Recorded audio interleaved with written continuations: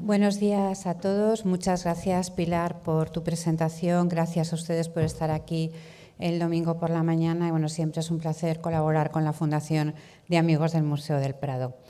Hoy les voy a hablar de Jesús entre los doctores o la disputa con los doctores del templo. Es una de las obras maestras de Paolo Veronese que se conservan en el Museo del Prado y que centra el estudio de cuestiones como la importancia de la arquitectura en sus obras, la relación que puede tener la pintura de Paolo Veronese con el teatro, sus heterogéneos modos de componer y también cómo utilizó el color en sus grandes composiciones. Actualmente se data entre 1550 y 1556, aunque la cifra que lleva inscrita el personaje que tienen aquí en primer plano, 1548, ha hecho que en ocasiones se datara ese año, fecha que se ha puesto en duda argumentándose que la alta calidad de la obra no sería habitual en una obra temprana. Pero es cierto que es esta alta calidad la que caracteriza a la producción del pintor desde los primeros años de su carrera. La obra se ha identificado con un gran lienzo visto por Carlo Ridolfi en Casa Contarini de Padua en 1648. En 1686 ya figura entre las obras que decoraban el Salón de los Espejos del Real Alcázar de Madrid y quizá había sido adquirido por Velázquez en su segundo viaje a Italia entre 1649 y 1651. Posteriormente fue instalado en el Salón del Buen Retiro y se inventarió también en el nuevo Palacio Real antes de ingresar en el Museo del Prado.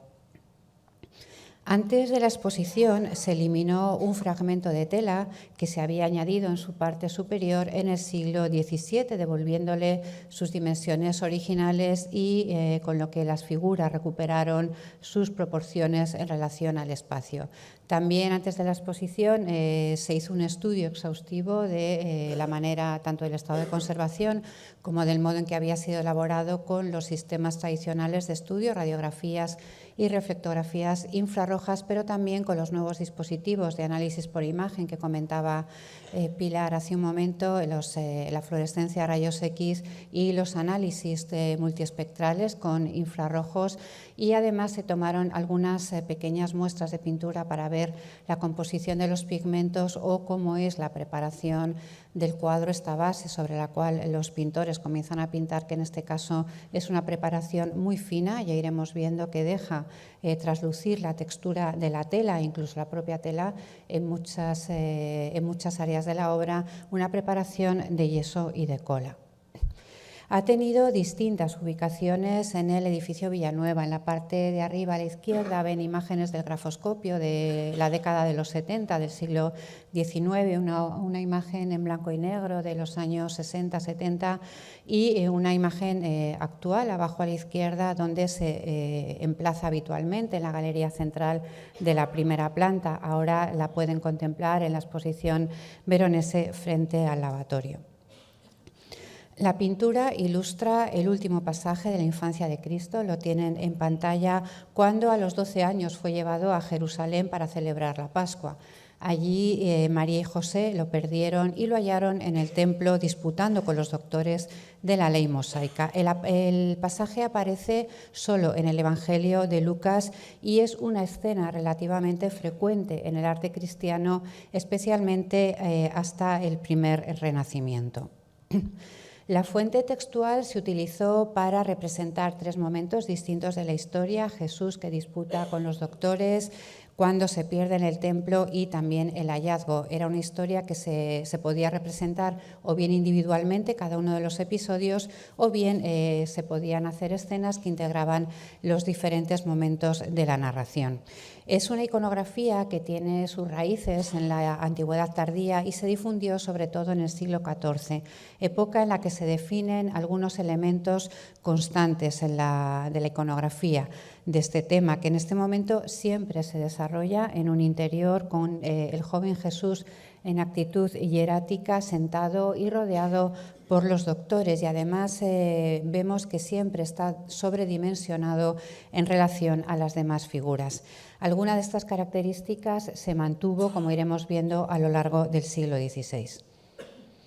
Aparece en iconos, vidrieras, en manuscritos, en frescos, en lienzos y tablas, tanto medievales como renacentistas, y además en los pasos procesionales de Semana Santa, como este que tienen, bueno, se conserva la figura del paso procesional de Salcillo, o también en las capillas de los sacromontes italianos del siglo XVII. Aquí tiene una imagen del Sacromonte de Varese, supongo que muchos los conocerán, son estos colinas donde hay varias capillas dedicadas a la vida de Cristo, donde se narra desde su infancia hasta los últimos episodios y que combinan escultura y pintura.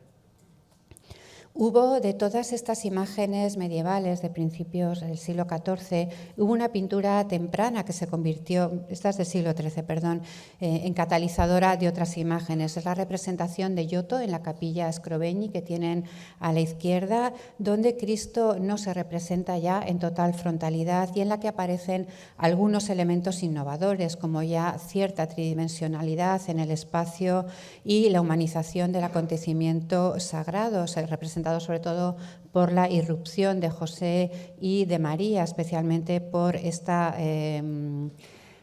gesto de María extendiendo los brazos hacia su hijo. La fórmula ya renovada sigue utilizándose en las épocas posteriores. Tenemos el ejemplo de Fra Angelico con su especial tratamiento de la luz en la imagen del centro, o el relieve que hizo Ghiberti para las puertas del Baptisterio de Florencia, en cuyas figuras ya vemos que hay un cuidado estudio anatómico y además una gran expresividad gestual. En el contexto véneto, en esta época, Giusto de Menabuoi pintó la escena en el Baptisterio de Padua, pero vemos que todavía está inserta en ciclos narrativos. En el Renacimiento temprano se matizó un poco el significado de la iconografía, que debía estimular la meditación ante el conflicto filosófico y teológico entre hebreos y cristiano, y hacerlo además bajo el prisma del humanismo. El tema resurgió con fuerza en el siglo XVI, en un momento en el que se valoraba la capacidad de las obras de arte para implicar emocionalmente al espectador, y además era un tema que estimulaba la innovación en la representación, ya que se prestaba a transmitir los contenidos de un programa doctrinal destinado a promover la reforma eclesiástica.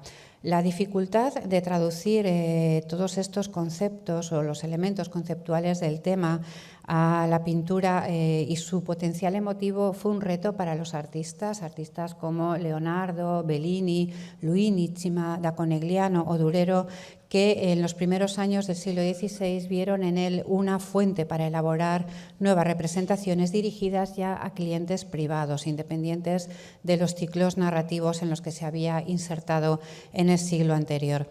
Hay una imagen importante que deriva de la petición de Isabela d'Este a Leonardo en 1504 de un Cristo joven de cerca de 12 años, que sería la edad que hubiera tenido cuando disputó con los doctores en el templo. El artista no cumplió el encargo como tantas veces, pero sí hizo una serie de dibujos que se consideran el origen del retrato de Cristo adolescente como versión autónoma, del cual son ejemplos el Salvator Mundi de Marco Dogliono, que tienen a la izquierda, o el Cristo adolescente del Museo Lázaro Galdiano, que tuvimos en el museo en la exposición sobre la copia de Mona Lisa hace unos años, o el joven Cristo que explica las escrituras, pintado por Correggio en 1512, que tienen a la derecha de la imagen. A partir del Alto Renacimiento, muchos pintores empiezan a mostrar un primer plano de la escena con Jesús rodeado por eruditos que gesticulan, como vemos en estas versiones de Durero y de Bernardino Luini.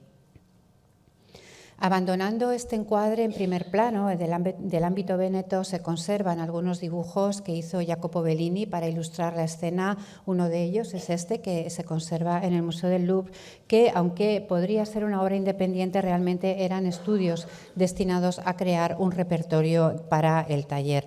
Y es un dibujo importante porque de él van a derivar toda una serie de representaciones del episodio que iremos viendo a lo largo de esta exposición.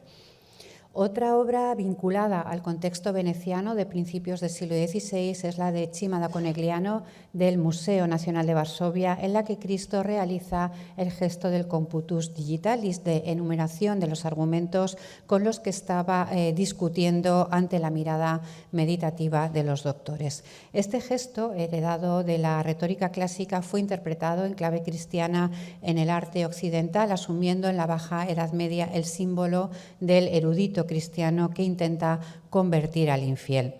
La difusión del tema, no obstante, en el ámbito veneto no fue muy amplia en los primeros años del siglo XVI, y después de estos ejemplos que hemos visto de Jacopo Bellini o este de Cima da Conegliano o alguno más, no hay muchos más ejemplos de esta iconografía. Sí hay, no obstante, un ejemplo muy notable sobre el que llamó la atención Loredana Pavanello, es este que tienen en la pantalla a la izquierda. Es un Cristo anónimo, de un Cristo entre los doctores, que se conserva en las galerías de la Academia de Venecia, que está realizado después de la primera década del siglo XVI y estaba destinado presumiblemente a la capilla de una iglesia. Parece un pequeño retablo donde Cristo está emplazado según el modelo de la Madonna entronizada como sede de la sabiduría, siguiendo el modelo de la Pala de San Zaccaria de Bellini. El espacio simula una basílica cristiano-bizantina con una decoración inspirada en la tradición paleocristiana, modernizada por la presencia de eruditos humanistas con indumentaria contemporánea. De hecho, los dos personajes que están situados a la izquierda, uno vestido de negro y el que está a su lado, parecen retratos. Alrededor de Cristo, además, no solo están los rabinos, sino que también están 4 doctores de la Iglesia, San Gregorio, San Jerónimo, San Agustín y San Ambrosio, que es un detalle inédito en esta iconografía. Loredana Pavanello propone que algún humanista o erudito eclesiástico había solicitado una imagen capaz de traducir las inquietudes católicas frente a la crisis del mundo religioso, y era más fácil hacerlo a través de una fórmula que fuera accesible al público, el tradicional retablo veneciano, que era lo que esperaba ver el devoto en una iglesia. Este tipo de interpretaciones fueron decisivas en la evolución de esta iconografía, su resurgimiento en los años 30 del siglo y su desarrollo a mediados del siglo XVI, el periodo en el que se preparaba el Concilio de Trento. Hay un grupo importante de pinturas que se elaboraron antes del concilio. La que tienen arriba a la izquierda, que es la versión de Jacopo Bassano, datada hacia 1539, a la que seguirían las pinturas de Paris Bordone, conservada en el Isabella Stuart Gardner. Arriba a la derecha, la de Tintoretto, que está abajo a la izquierda, en el Duomo de Milán, y la perteneciente al Prado de Paolo Veronese.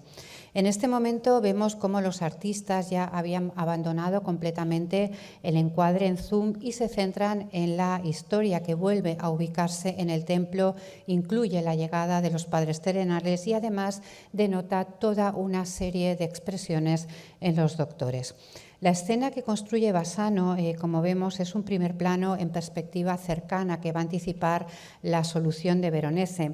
Jacopo Tintoretto lo que hizo fue una versión iconográficamente atípica de la disputa. Nos muestra una aglomeración inusual de figuras, una llamativa monumentalidad en las del primer plano y además no hay personajes que puedan identificarse como doctores hebreos.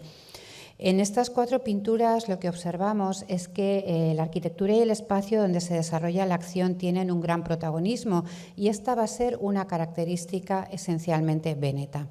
Había varias maneras de reproducir la arquitectura en los cuadros. Se podía utilizar como complemento, se podía hacer que los personajes actuaran dentro de ella, o se podía convertir en un telón de fondo para la escena que se desarrollaba en un primer plano.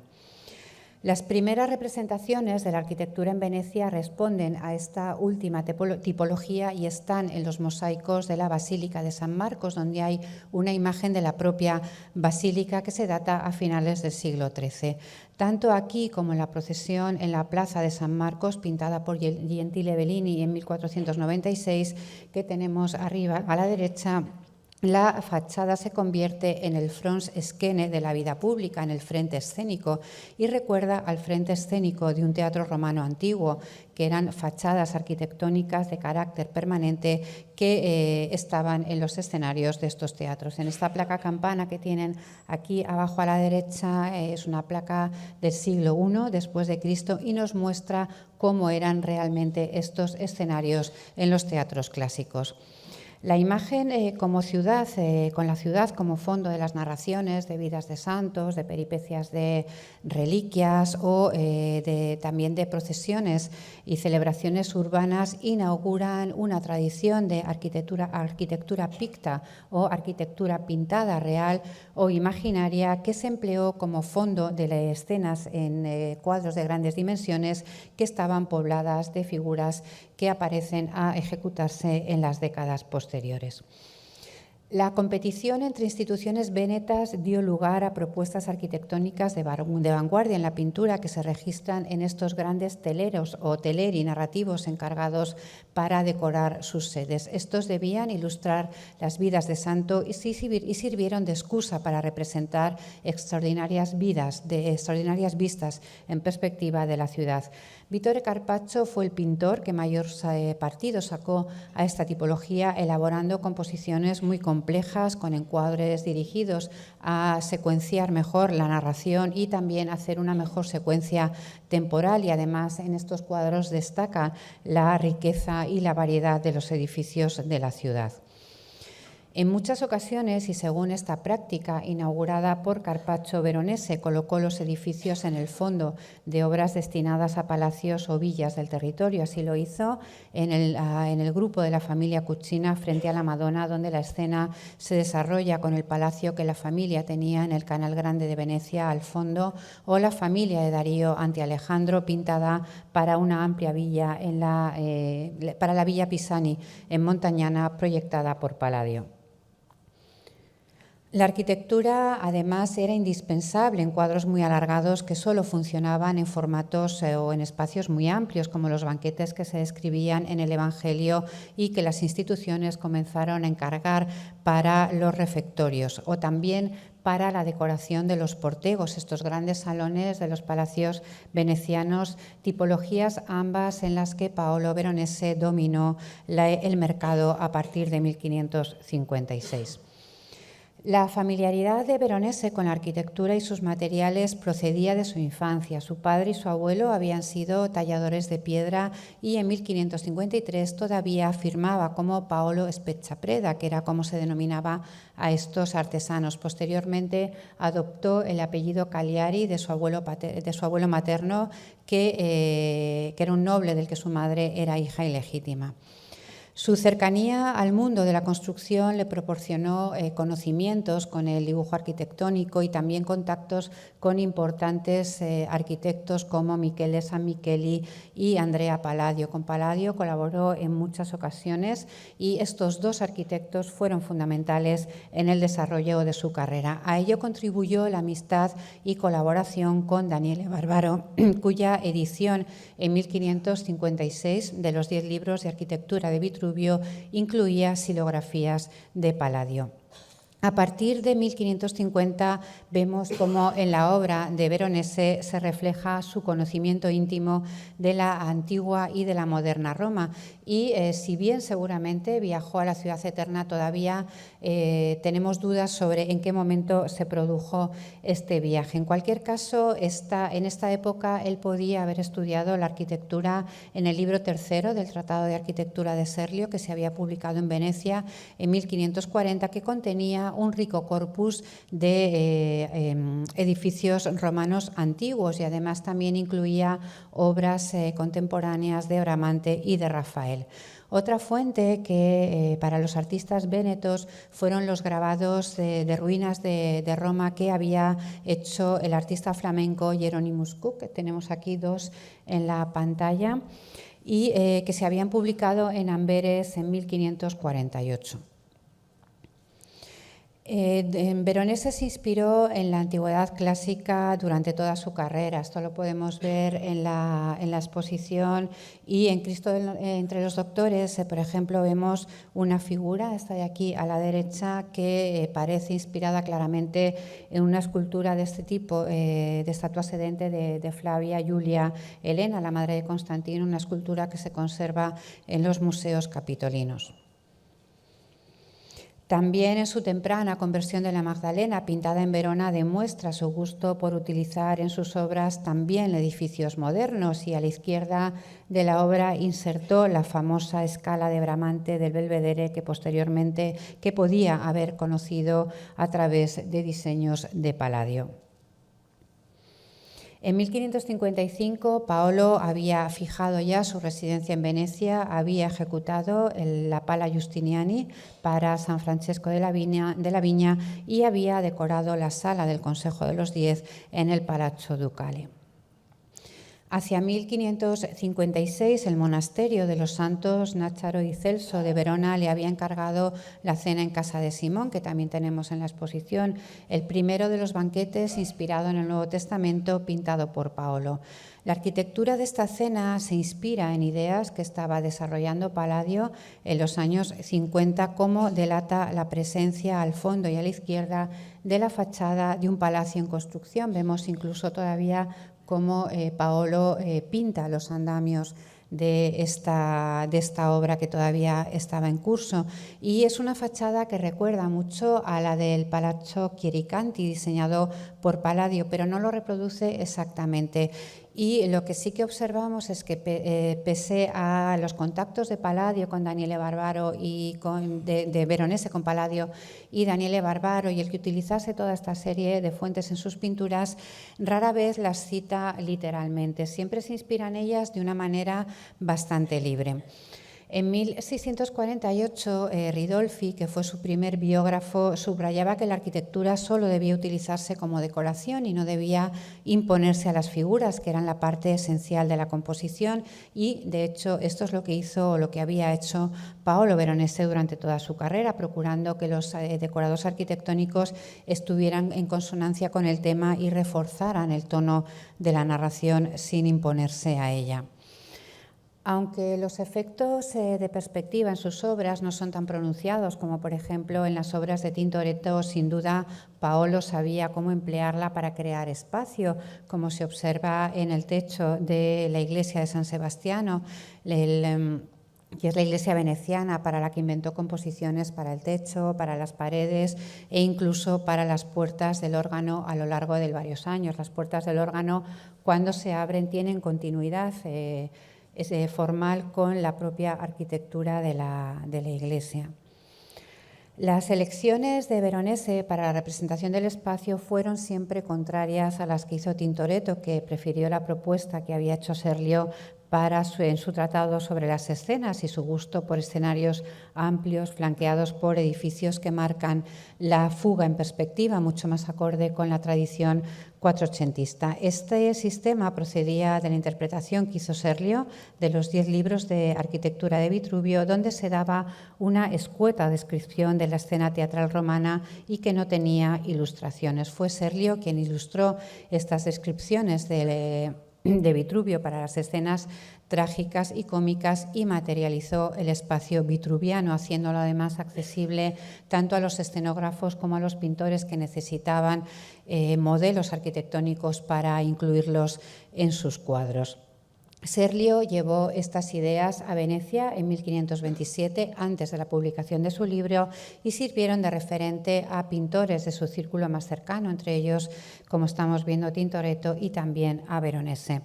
El fondo arquitectónico del lavatorio es una interpretación pictórica casi literal de la escena trágica de Serlio, pero Jacopo hace que las figuras ocupen todo el espacio escénico en profundidad y rompe la sensación de separación entre el escenario del primer plano y el fondo ilusionista, y logra una unidad espacial total, que era el efecto que se buscaba en gran parte de la escenografía de la época. Aquí vemos una simulación digital del espacio vacío que hice en 1999 y que ilustra perfectamente el procedimiento que había empleado Tintoretto y permite además verificar cómo emplea la escena trágica y la convierte en una vista arquitectónica, entre otras cosas porque Tintoretto era consciente que las propuestas teatrales de Serlio, basadas en las leyes de la perspectiva matemática, no funcionaban en formatos tan alargados y oblicuos. Esto indica que los pintores utilizaban la perspectiva en sus obras, pero la adaptaban para que nuestra percepción fuera la correcta, porque si se basaban en reglas matemáticas estrictas, visualmente no funcionaban. La otra propuesta escénica en la época era la de Palladio, que consistía en situar como telón de fondo una construcción clásica que actuaba como barrera, idea que el arquitecto materializó en el Teatro Olímpico de Vicenza, construido en las últimas décadas del siglo XVI y que aún se conserva en la ciudad. La continuidad espacial hasta el fondo del escenario que había planteado Serlio en el Teatro Olímpico se ve interrumpida por esta monumental arquitectura del frente escénico que tienen aquí a la derecha y donde las vistas en perspectiva que se ven a través de los huecos y de los arcos no eran lugares donde se actuaba, eran simples objetos decorativos. Esta propuesta se basaba en la escenografía clásica, donde la acción se desarrollaba a modo de friso y los actores se movían en el escenario separados del público. En la placa campana que antes les mostraba o en este relieve que se encontró en Pompeya se ve claramente cómo eran este tipo de representaciones en el siglo I. Esta práctica de recitar obras ante pantallas se mantenía en el siglo XVI y un testimonio son las ilustraciones de la edición de Plauto de 1518 que tienen abajo a la izquierda. La tradición continuaba a finales del siglo XVI y de ello son ejemplo unas pinturas murales que se encuentran en el propio atrio del Teatro Olímpico de Vicenza y en ellas se registra la producción de Sofonisba de Trisino que se hizo en 1562, donde vemos cómo los actores se mueven ante un fondo monumental fijo. En la propuesta de Palladio, la escena y el auditorio forman una unidad. Los actores y el público se situaban muy cerca y compartían el mismo espacio ante esta pantalla arquitectónica. Esta concepción del teatro es acorde con algunos de los principios teatrales que sustentan las estructuras pictóricas del arte de Veronese, más claramente a partir de 1565. Es una época donde a partir de esta época el esquema compositivo de sus escenas de grandes dimensiones y en especial sus banquetes es el mismo que el de la escenografía palladiana. Significativamente, a mediados de siglo, el gusto en Venecia se decantaba todavía por los fondos en perspectiva ambiciosos, espacios profundos, capaces de acoger acciones dramáticas complejas y de atraer la atención del observador, como sucede en el lavatorio. Por el contrario, en la disputa entre los doctores y gran parte de su arte, Veronese prefiere mantener nuestra mirada en el primer plano. Y vemos cómo la continuidad entre este primer plano y el fondo está bloqueada por un horizonte muy, muy bajo, donde además, en obras donde además las líneas de fuga apenas son visibles o no existen. Más allá de las cuestiones de estilo, el lavatorio de Tintoretto o la disputa de los doctores lo que ejemplifican son dos alternativas para la narración de historias sagradas y también para presentar el espacio pictórico donde éstas acontecen. Aunque de espíritu palladiano, la composición de Cristo entre los doctores todavía se remonta a la tradición veneciana de cuadros que decoraban las scuole, una tradición que, como hemos visto, se inaugura con las obras de Carpaccio. Y vemos aquí la cercanía de esta predicación de Santo Stefano, de Vittore Carpaccio, con la composición de la disputa entre los doctores. Esta obra es un ejemplo de interacción eficiente entre los actores y el escenario. Es un espacio pictórico bastante complejo pintado por Paolo, en cualquier caso, antes de cumplir los 30 años. Vemos cómo Cristo está sentado en un podio circular escalonado, enmarcado por estructuras clásicas que recrean una antigua basílica. Además, está flanqueado por dos grandes columnas estriadas. Tras los doctores y a la derecha lo que vemos es una columnata cóncava con friso de perfil abombado y un rico orden compuesto que podría estar inspirado en las ilustraciones que hizo Andrea Palladio para la edición de Vitruvio de Danielo Barbaro. Al fondo vemos cómo hay una logia que está llena de figuras abocetadas, luego lo veremos con más detalle, sobre la que se eleva un muro articulado con semicolumnas corintias. La construcción espacial, no obstante, también recuerda a la de los cartones que había hecho Rafael para los tapices de la Capilla Sixtina en los años, pues en la segunda década del siglo XVI. La arquitectura en la obra de Veronese, en la disputa, juega un doble papel. En primer lugar, el podio sobre el que se alza Jesús y las columnas acanaladas distribuyen a los personajes y actúan como soporte de la narración. Y en segundo lugar, el edificio palladiano del fondo y la columnata de la derecha actúan como telón de fondo arquitectónico y además amortiguan los vivos colores de la escena del primer plano. Veronese, hasta donde sabemos, solo trató este tema una vez. La composición contiene unos 29 personajes, muchos están semiescondidos y están integrados en una arquitectura monumental. En el último plano, los que vemos, entre ellos están José y María, que están buscando a su hijo. La superioridad teológica de Cristo la denota su ubicación en alto y en el eje de la composición y que su tamaño sea similar al de los doctores, como sucedía en las imágenes, en las obras medievales, como hemos visto antes. El reloj de arena o la clepsidra que está a los pies de Jesús es una alusión, o sería una alusión, a la respuesta que Cristo dio a su madre y está registrada en el Evangelio de San Juan: aún no ha llegado mi hora. Y del auditorio sobresale un anciano barbudo, seguramente el comitente, sobre el que luego volveré. Jesús aparenta tener más de 12 años. Con un brazo elevado invoca la sabiduría divina y con la mano extendida del otro enumera los argumentos con los que intenta convencer a los doctores al tiempo que señala al donante.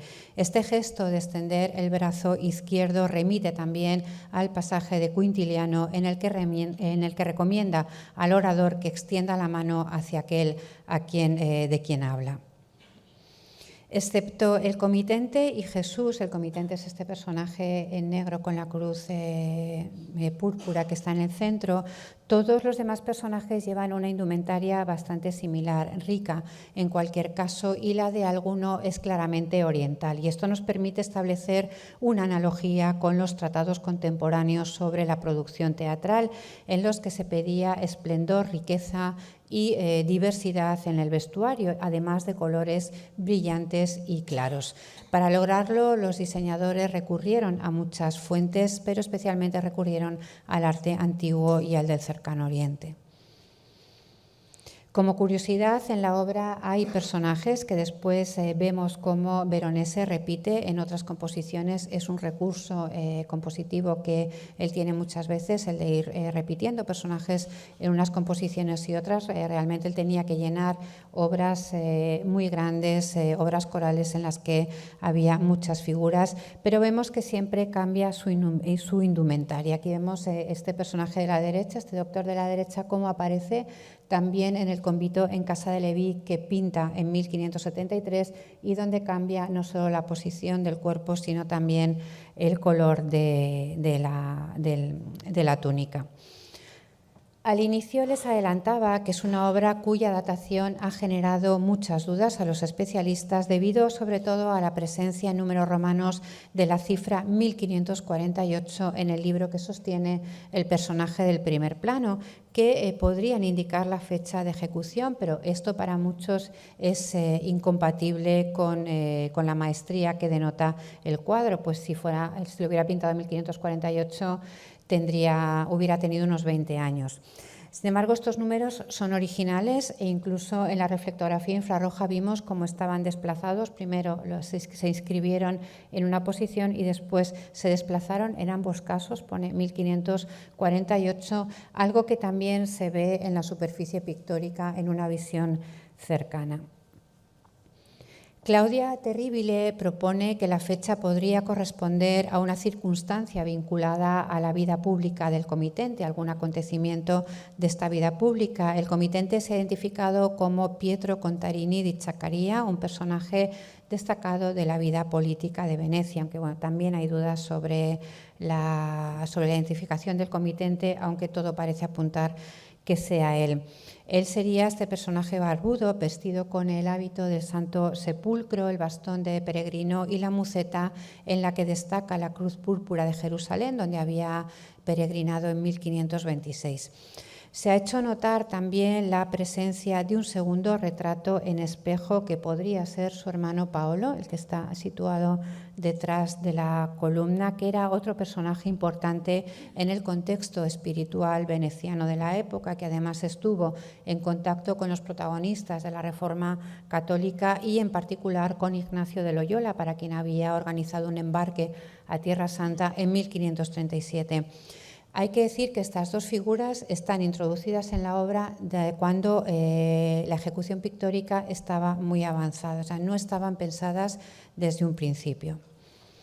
Vemos aquí la radiografía a la izquierda del posible retrato de Paolo Contarini y vemos cómo se recorta contra el fondo de manera que parece estar ejecutada o introducida en un momento posterior empleando un cartón. Recordemos que los cartones eran estos dibujos a tamaño real de las figuras que se introducían en la escena, donde se dibujaban los personajes a tamaño 1:1. Entonces había distintas maneras para traspasarlos a la composición, o bien manchando estos papeles por detrás en negro, superponiéndolos a la composición en la obra y repasando los contornos por la parte de delante, de manera que quedaba impresa la imagen en la superficie, o bien con espólvero, perforando los puntos de los contornos y espolvoreando carboncillo para que los contornos quedasen en la preparación a modo de y después se unían. Bueno, había varias maneras de introducirlo y en este caso esta forma tan recortada de la figura contra el fondo y además el hecho de que esté dibujada y pintada encima de la arquitectura nos revela que está introducida en un momento posterior. El donante, que es esta figura de aquí de la derecha, también está introducido en un momento avanzado de la pintura y además oculta la figura de un doctor, una figura precedente. A ver si lo puedo señalar con el puntero láser. Vemos aquí la cabeza, que estaba solo abocetada. Se ve bien en la reflectografía infrarroja, pero también se ve mejor en las imágenes multiespectrales, que tienen mayor penetración en la capa pictórica. Y además vemos aquí el libro que estaba leyendo. En la radiografía se ve el libro abierto que estaba leyendo este doctor, que posiblemente solo estuviera planteado de un modo muy preliminar y sobre el cual se introduce la figura del donante. Este detalle, que el donante esté introducido en un momento posterior, podría confirmar una de las hipótesis que yo planteo en el catálogo, que es que inicialmente se trataba de una escena genérica de la disputa, que no estaba destinada a ningún cliente específico, pero que a petición de la familia Contarini, introduciendo el retrato de Pietro y también el de su hermano, se transformó no solo en testimonio de del estatus social y religioso de ambos, sino también en testimonio de la estancia en Tierra Santa de Pietro Contarini, ya que los muestra a los dos en el Templo de Jerusalén. En cualquier caso, también desde sus composiciones más tempranas fue costumbre de Veronese de añadir personajes en diferentes fases del proceso, incluso cuando la pintura estaba finalizada. Vemos también cómo estos dos personajes pasan por encima de la arquitectura cuando estaba dibujada y pintada. En estas figuras, además, solemos encontrar muchos ajustes en los contornos para que estas inserciones funcionasen visualmente. En esta imagen, aquí en esta figura de perfil, vemos cómo en las imágenes de la fluorescencia a rayos X Estos son los mapas de los pigmentos que contienen hierro y los pigmentos que contienen plomo, que no solo nos da, es una técnica que no solo nos da información sobre qué pigmento está presente, sino que nos revelan muchos cambios de composición que no podemos ver con los métodos tradicionales o con la radiografía o con la reflectografía. Y vemos aquí los problemas que tuvo Paolo para introducir esta figura en un espacio pues francamente imposible. Esta fue una obra de empeño y para su elaboración hizo un exhaustivo trabajo de dibujo, del que solo se conservan 2 dibujos sobre papel y además el dibujo subyacente del cuadro. Uno de los diseños relacionados con la preparación general de la escena se conserva en el Getty Museum de Los Ángeles, lo tienen también en la exposición situado junto a la obra, y el otro fue publicado por Richard Cook, es un apunte para una de las figuras de la izquierda que está ejecutado a piedra negra sobre papel azulado. Vemos cómo existen diferencias entre la superficie pictórica y este dibujo, es decir, es un dibujo que se corresponde con una etapa temprana de la composición, y vemos, por ejemplo, uno de los cambios que se ven entre la superficie y el dibujo es como el manto que vemos aquí en la reflectografía de esta figura está reproduciendo la primera posición o la posición del manto que tiene en el dibujo cuando finalmente se cubrió y se cambió. También se ha planteado la hipótesis de que esta pierna se dibujase en un momento posterior porque no está en este dibujo de arriba. Yo realmente aquí en la reflectografía sí que no tengo indicios de que esta pierna se haya podido introducir en un momento posterior. El dibujo subyacente, en este caso, en esta obra, tiene un carácter unitario, cosa que no sucede en otros cuadros, donde el proceso de ejecución ha sido más caótico y más heterogéneo. La arquitectura está cuidadosamente trazada en casi toda su extensión antes de introducir a las figuras con regla y con compás, y apenas apreciamos correcciones en ella. No sé si en estas imágenes se ven, hemos encontrado los orificios hechos con un compás en las líneas, justo donde se juntan las líneas en la arquitectura, y también los hemos encontrado en la reflectografía infrarroja. Además, hemos visto cómo las líneas arquitectónicas están incisas cuando la preparación todavía estaba fresca, y estas líneas que vemos en negro están repasadas cuando estaba ya finalizada la obra. Y esto es lo que nos ha permitido también saber qué personajes están introducidos cuando la composición estaba ya finalizada. En la propia superficie pictórica también podemos ver este trazado tan exacto de la arquitectura, una arquitectura donde además se alternan las zonas de empaste con la tela casi al descubierto, que además luego también se ajusta una vez terminada con líneas que están incisas sobre la pintura fresca. Vemos también otras finas líneas en blanco que van definiendo los elementos arquitectónicos. Aquí vemos también el dibujo con el que hace el dibujo subyacente de estos elementos, de estos capiteles que se ve en superficie, porque la capa pictórica en algunas partes es muy sutil. Que sea una obra temprana justifica la existencia de este proceso de ejecución tan elaborado, y también que el dibujo subyacente sea mucho más ajustado. En la reflectografía infrarroja vemos varios tipos de dibujo, por ejemplo, este dibujo fino que vemos aquí en el hombro, que está hecho con un medio seco, o también dibujo hecho en la misma figura con distintos tipos de pincel, por ejemplo, este que es más ancho y transparente y más fluido, o este que es mucho más grueso y menos libre, que está reforzando los contornos.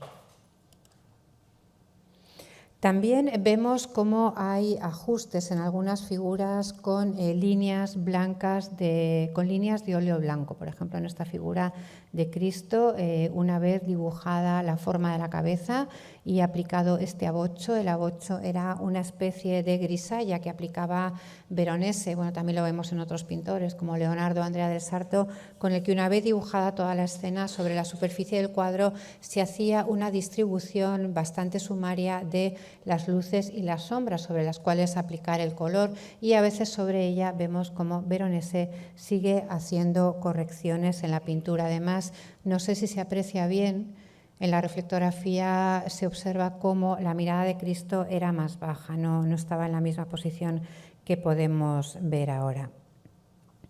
En este detalle vemos también cómo los personajes secundarios están introducidos en el último momento sobre una arquitectura ya pintada. Son estas figuras que se ven con dificultad en la obra. Esta está debajo de uno de los doctores del margen de la derecha, igual que estas dos figuras, y vemos en la imagen multiespectral cómo pasan por encima de esta columna cuando ya estaba dibujada y pintada. También en la reflectografía infrarroja hemos encontrado una serie de cruces que están al lado o sobre algunas cabezas. Estas cruces pensamos que podrían señalar el lugar donde iban ubicados cartones. Son figuras que parecen retratos y a lo mejor se hizo el retrato en un cartón o en un dibujo independiente y después se trasladaron a la obra. No es la única obra donde hemos encontrado algún tipo de señal o letras o algunas indicaciones.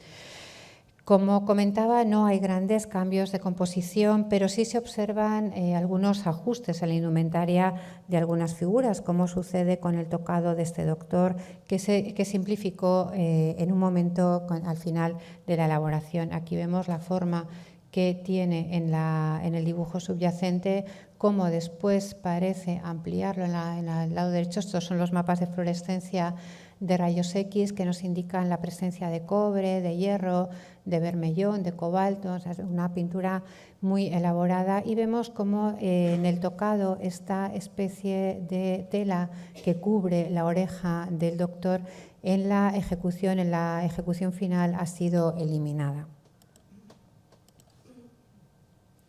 También algunas fisonomías que parecen retratos como esta están algo cambiadas. Ven que hay diferencia entre la primera imagen, que es la radiografía, a la imagen de la reflectografía o la imagen en superficie.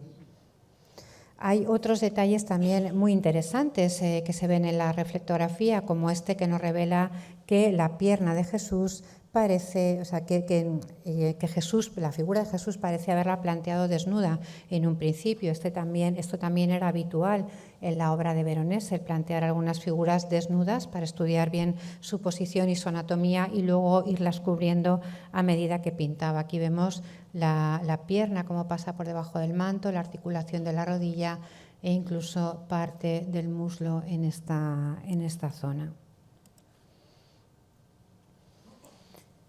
En cuanto al color de la obra, aunque la paleta de Veronese es una de las más variadas del Renacimiento italiano, en líneas generales él utiliza los mismos materiales que sus contemporáneos venecianos. Venecia era un sitio donde llegaban, era una ciudad donde llegaban muchos materiales procedentes no solo de Oriente, pero también de toda Europa, y donde había unos comerciantes, los llamados vendecolori, que proporcionaban el material para los artistas, pero también cuyas tiendas eran lugares de reunión para artistas y artesanos. Ellos allí se juntaban muchas veces para discutir sobre los colores que estaban utilizando o incluso para pedirles nuevos materiales a estos vendecolori. Aunque los pigmentos que utiliza Veronese son más o menos los que utilizan todos sus contemporáneos, sus combinaciones sí resultan muy originales. En alguna obra hemos llegado a detectar dos tipos de amarillo de plomo y estaño, la variedad 1 y la variedad 2, que son muy parecidos, incluso visualmente. La variedad 2 es un poco más cálida, la otra es más fría. Los amarillos de plomo y estaño se utilizaban en el arte de la cerámica en Venecia, y son pigmentos que luego adoptaban los pintores. También Lorenzo Lotto utilizó pigmentos que procedían del arte de la cerámica. También hemos encontrado en cuadros de Veronese dos tipos de laca roja, la laca florentina, que era la habitual, y también la laca del carmín de cochinilla, que empieza a llegar en cantidades mucho más importantes después del descubrimiento de América. También hemos encontrado tres tipos de azules, tanto azul de cobalto como lapislázuli o como azurita. En el caso de los azules sí es verdad que tienen tonos muy diferentes entre ellos, pero no sucede así con los amarillos de estaño y de plomo o con las lacas rojas. Y estos colores, estas sutilezas que tienen estos colores, Veronese las percibía. Esto significa que Veronese percibe este tipo de sutilezas en la naturaleza y sabe qué pigmentos emplear para luego reproducirlo en sus obras. Vemos, por ejemplo, esta imagen de la túnica de Cristo y comprobamos la maestría que tiene a la hora de reproducir la tela utilizando solo blanco de plomo y laca roja, y además cómo amplía la gama tonal utilizando el efecto de la tela que se ve bajo la pintura. Aquí vemos cómo las luces más altas están hechas con mucho blanco de plomo y pequeñas cantidades de laca roja, como las sombras están realizadas con laca roja pura y como en los medios tonos deja que el lienzo se vea en la superficie, y además así crea una especie de resplandor o de reverberación en la túnica de la tela. Aunque en todas las épocas de su pintura encontramos escenas de tonos sombríos, si ven en la primera sala de la exposición tenemos las Tentaciones de San Antonio o la Unción de David, que están pintados con pocos colores, con una paleta muy limitada. En general sus obras se caracterizan por formas con colores muy saturados y compactos que podrían haber generado mucho contraste entre sí e incluso disonancias cromáticas. Pero para equilibrar estas formas tan saturadas y que el resultado no fuera muy estridente, Paolo recurrió a diversas técnicas. Entre ellas compensaba la saturación de estas formas con la pintura más ligera y de tonos más saturados o más neutros de la arquitectura, o también con personajes que están ejecutados principalmente con colores pardos. También se ayudaba, como decía desde el principio, con la rugosidad de la tela y con el color y textura de las capas de base, de la imprimación y de la preparación. Son prácticas cromáticas que se pueden resumir en un principio, y es que la apariencia del color se ve alterada por el color de los que lo rodean, pero también de la base sobre la que se extiende. El color que percibimos en los cuadros de Veronese no depende solo de la mezcla de pigmento y de aceite, sino que está profundamente modificado por la textura y la complexión de los materiales subyacentes. En este detalle vemos cómo la textura de la tela y el color crudo del lino están creando también diversos matices en la superficie, y cómo Veronese utiliza estos efectos para representar tres tipos diferentes de carnaciones. Son aspectos que a veces no percibimos en una primera aproximación a la obra, pero cuando vamos dedicando horas y cuando vamos observando o conociendo cómo pintaba Veronese, los vamos descubriendo en la mayoría de sus lienzos. Esta textura de la tela también la usaba para hacer vibrar estas luces más intensas que aplicaba al final, con un tipo de pincelada que se está denominando sfregati. Como frotar el óleo ya bastante seco, con menos aglutinante, y dejar que quede depositado sobre la zona más protuberante de estos lienzos rugosos.